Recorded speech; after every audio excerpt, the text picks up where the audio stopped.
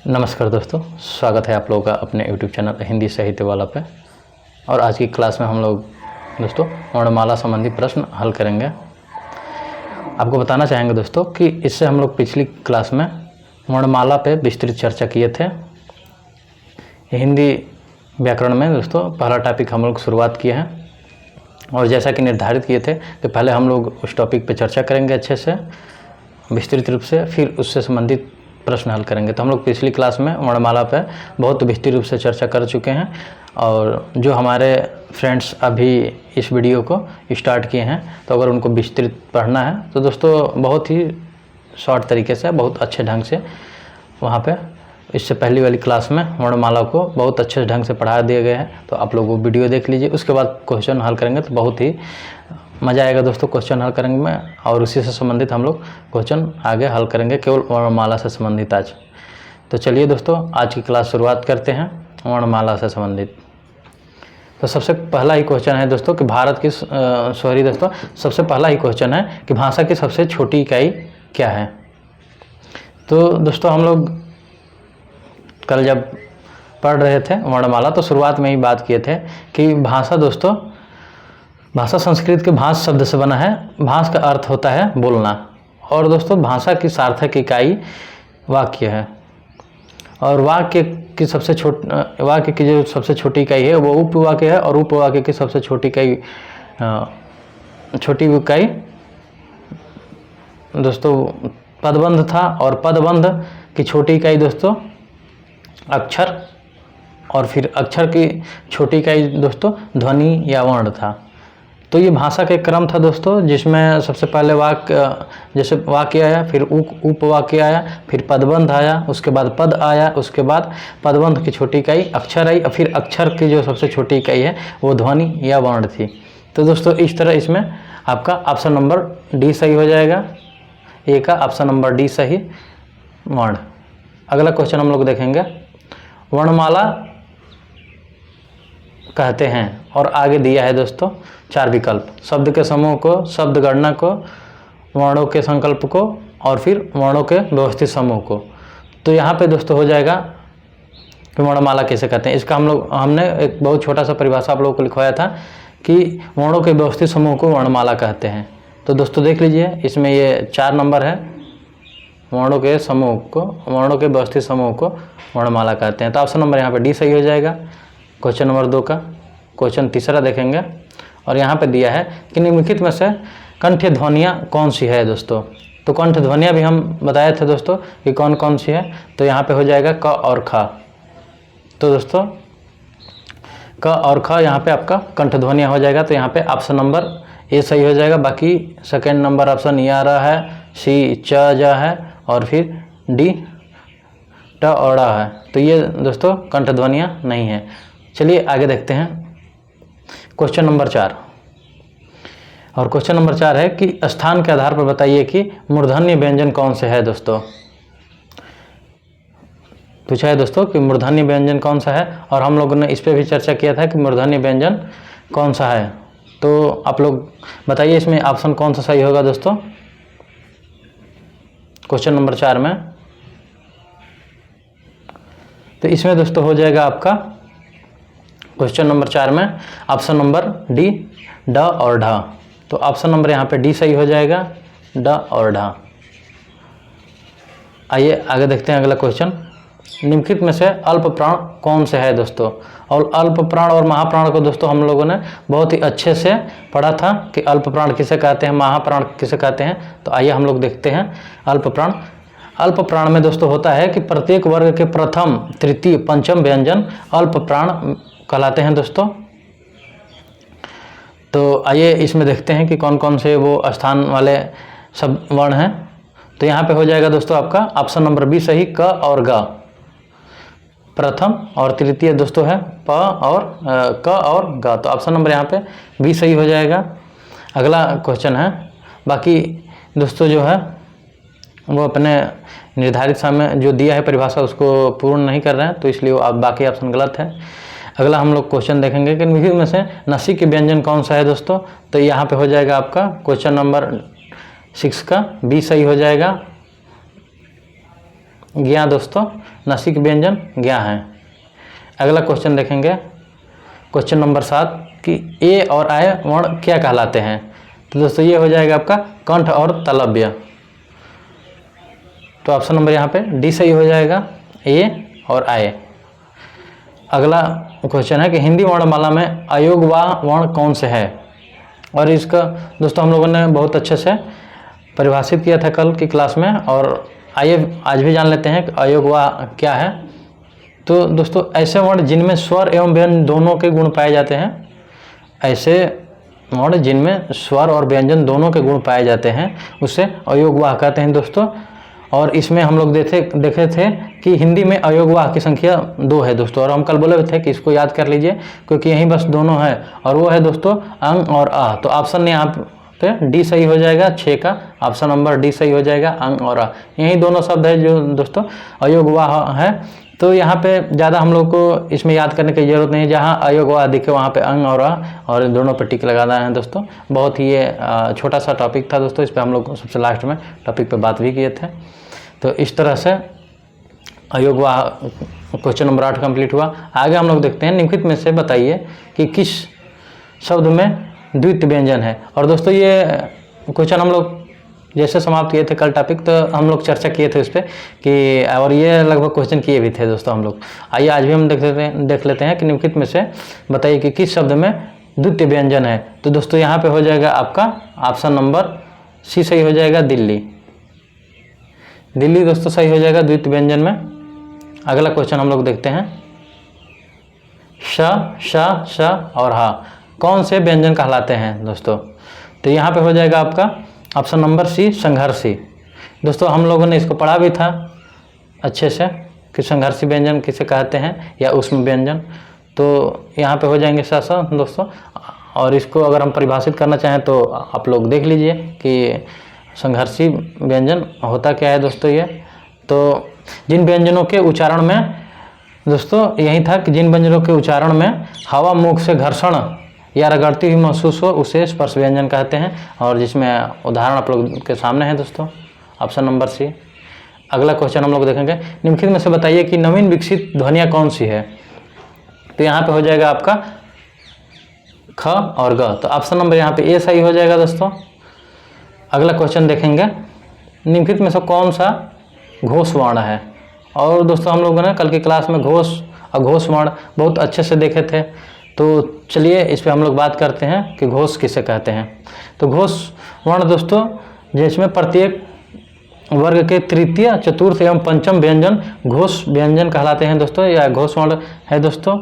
और इसमें आते थे दोस्तों ग, घ, ड, ज, झ या ढ, ढ, द, ध, न और ब, भ, म था दोस्तों।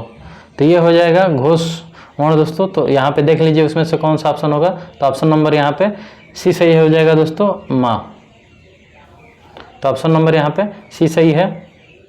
कल की क्लास में दोस्तों बहुत ही ढंग से ये सारी चीज़ें जो भी क्वेश्चन आ रहे हैं सब पे चर्चा की गई है। अगर और उसी से क्वेश्चन भी बनाए गए हैं। अगर आप लोग पिछली क्लास कर लेते हैं तो आप लोगों को ये क्वेश्चन बिल्कुल मतलब देखते ही एकदम सेकेंडों में आप लोग मार देंगे। और दोस्तों ये क्वेश्चन केवल जो पढ़ाया गया है उससे ही नहीं बनाया गया है, ये क्वेश्चन बहुत ही इंपॉर्टेंट है, कई साल पीछे आ भी चुका है दोस्तों, और वहाँ से ये क्वेश्चन उठाया गया है। ये दोस्तों सीटेट, आरआरबी, एनटीए तमाम दोस्तों आया है एग्ज़ाम में, और जहाँ तहाँ से देख के उसी के आधार पे ये क्वेश्चन बनाया गया है दोस्तों। प्रीवियस ईयर के भी बहुत सारे इसमें क्वेश्चन इन्वॉल्व है, तो आप लोग इसको नोट भी करते चलिए, अगर हो सके तो अपना एक नोट्स बना लीजिए। आइए आगे देखते हैं।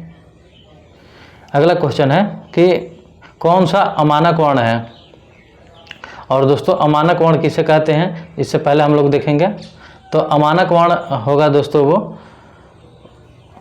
जो पूर्व में विवाह वर्ण, इसका आप लोग चाहें तो आप लोग इसका परिभाषा कहीं साइड में लिख भी सकते हैं कि वह वर्ण जो पूर्व में मान्य रहे हो परंतु बाद में वर्णमाला की दृष्टि से मान्य ना होते हो, तो उसे दोस्तों हम लोग क्या कहते हैं, उसे अमानक वर्ण कहते हैं।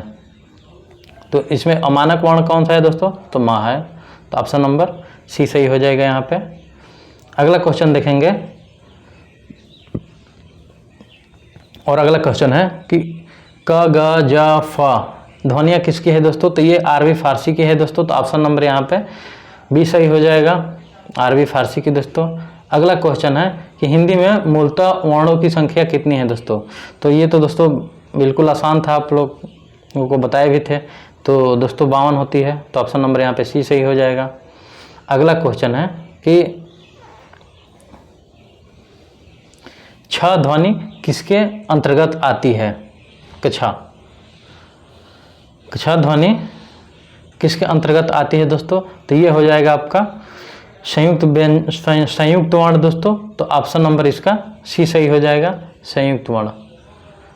आगे देखेंगे दोस्तों,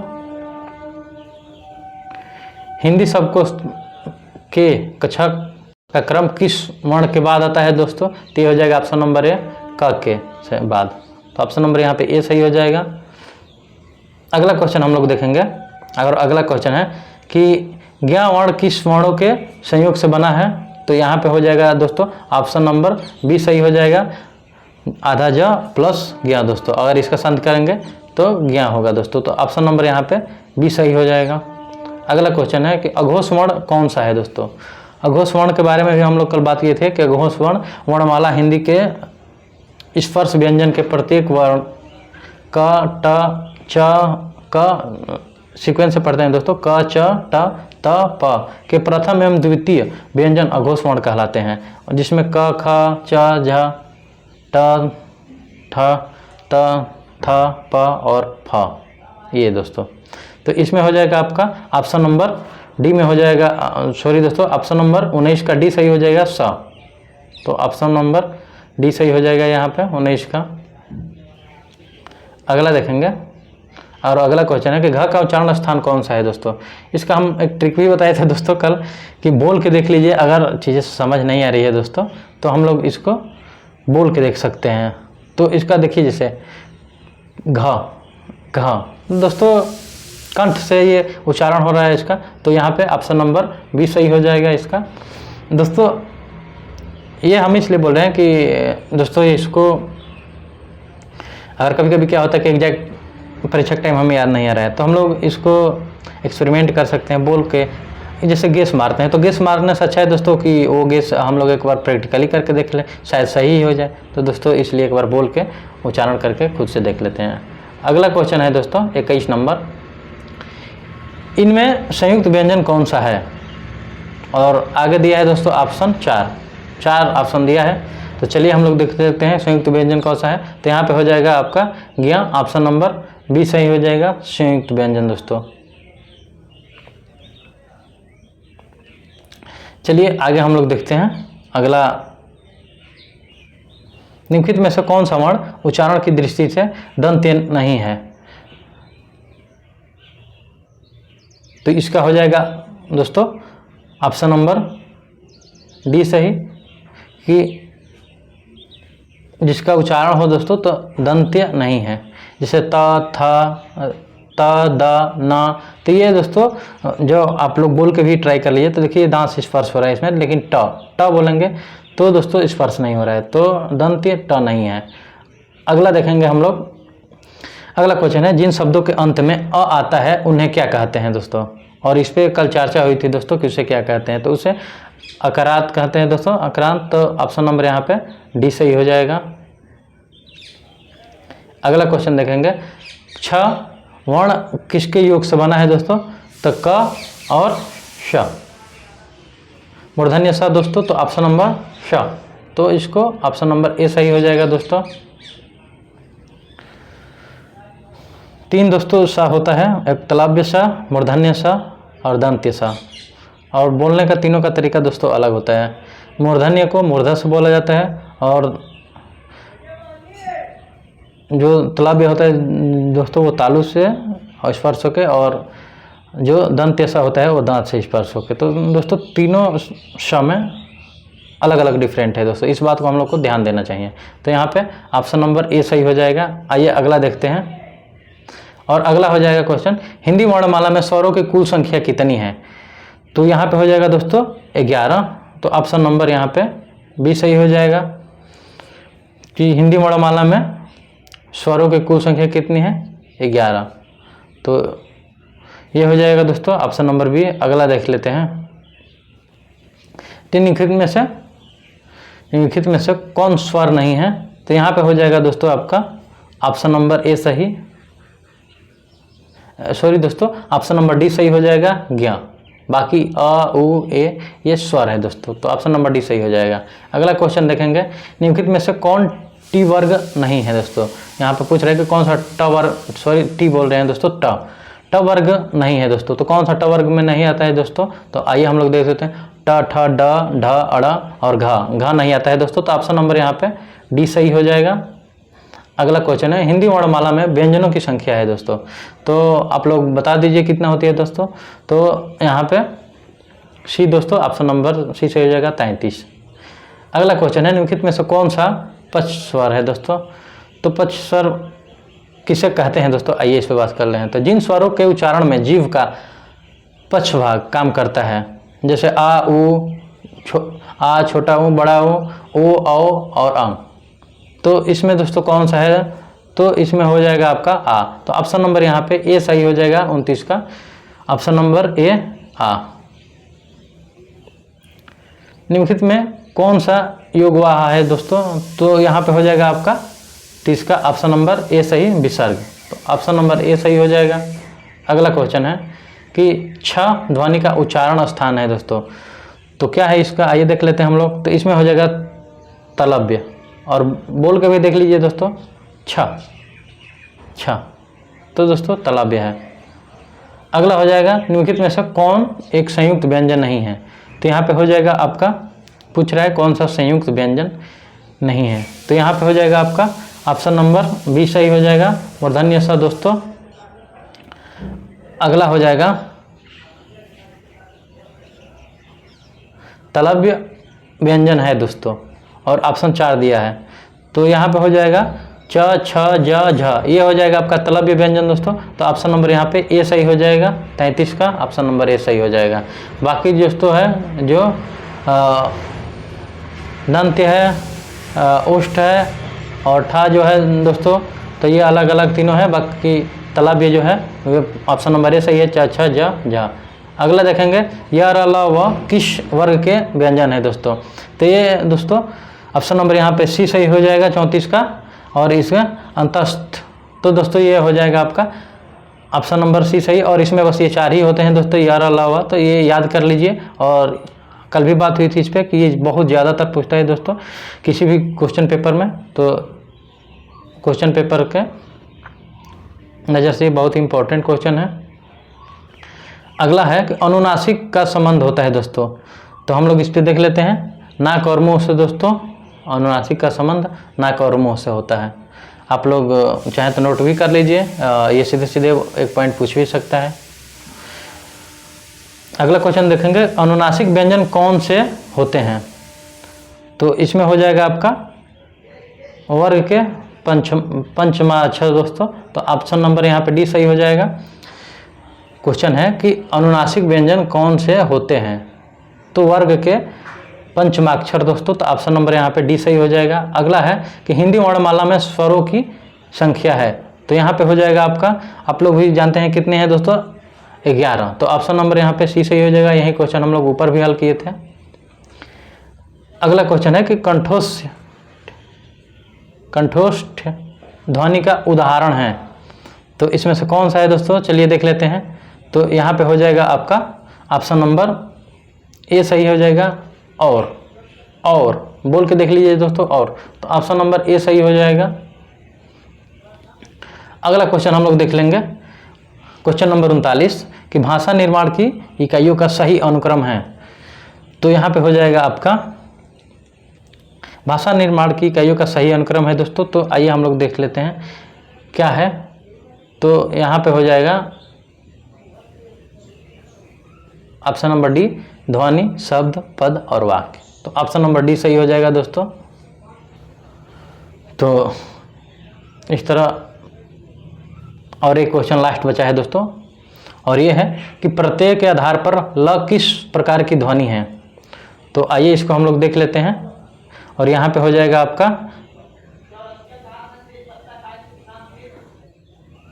पार्श्विक ध्वनि दोस्तों। तो ऑप्शन नंबर यहाँ पे पश्चिवक हो गया है दोस्तों, लेकिन पार्श्विक होगा। तो यहाँ पे हो जाएगा आपका ऑप्शन नंबर ए सही। 4 का कुछ मिसप्रिंट रह जाता है दोस्तों टाइपिंग करने में, तो आप लोग उसको मैनेज कर लीजिएगा। बाकी दोस्तों हम लोगों ने देखिए कितनी आसानी से पिछली क्लास में जो हमारे दोस्त भाई बंधु क्लास किए होंगे हमारे, तो देखे होंगे कि हम लोग एक नोट्स तैयार किए थे मोटा मोटा, और बहुत ही अच्छे ढंग से हम लोगों ने कल लगभग 1 या 1.5 घंटे में कल की क्लास हम लोग समाप्त किए थे पूरा वर्णमाला से संबंधित। और बीच बीच में क्वेश्चन पे भी बात होती आ रही थी कि कौन सा क्वेश्चन समाप्त कब होगा दोस्तों। तो हम लोगों ने उस चीज़ को कल बहुत अच्छे ढंग से कल की क्लास में कंप्लीट किया था। और ये बात हुई थी कि एक दिन हम लोग विस्तृत पढ़ेंगे उस टॉपिक को, और अगली क्लास में हम लोग क्वेश्चन पेपर सॉल्व करेंगे। तो दोस्तों आज की क्लास में यही 40 क्वेश्चन थे वर्णमाला से संबंधित, जो कई बार रिपीट हुए हैं हर साल के क्वेश्चन में, और हम उसी से संबंधित तैयार किए थे आप लोग के लिए क्वेश्चन। आप लोग इसको पढ़िए, आप लोग ज़रूर इसको हल्के में मत लीजिए, एक बार देखिएगा इसमें से कितने सारे क्वेश्चन, इसी 40 क्वेश्चन से कम से कम 5 क्वेश्चन होंगे हमेशा जो बार बार रिपीट हो जाते हैं। और अगली क्लास में दोस्तों जो हम लोग अगली क्लास करेंगे तो उसमें वर्तनी पढ़ेंगे दोस्तों, वर्तनी क्या होती है, और फिर उससे संबंधित क्वेश्चन देखेंगे तो कुछ हल कर देंगे अगली क्लास में ही, या फिर हम लोग उसके लिए फिर एक और क्लास अगला लेके उसमें क्वेश्चन हल करने की कोशिश करेंगे दोस्तों। तो ये रहा आज की क्लास दोस्तों, क्लास को यहीं पे समाप्त करते हैं। और दोस्तों हिस्ट्री भी क्लास कंटिन्यू ब्रजेश सर ले रहे हैं, और आप लोगों का रिस्पांस बहुत ही अच्छा आ रहा है दोस्तों, और ऐसे ही प्यार बनाए रहिए। और अपने दोस्तों, फ्रेंड्स, मित्र, घर परिवार जो भी है दोस्तों, बहन भाई बंधु, तो सबसे चैनल को लाइक और सब्सक्राइब कराइए, और ऐसे ही प्यार देते रहिए, बने रहिए हमारे साथ दोस्तों। धन्यवाद। आज की क्लास यहीं समाप्त करते हैं, मिलते हैं अगली क्लास में, तब तक के लिए थैंक यू दोस्तों।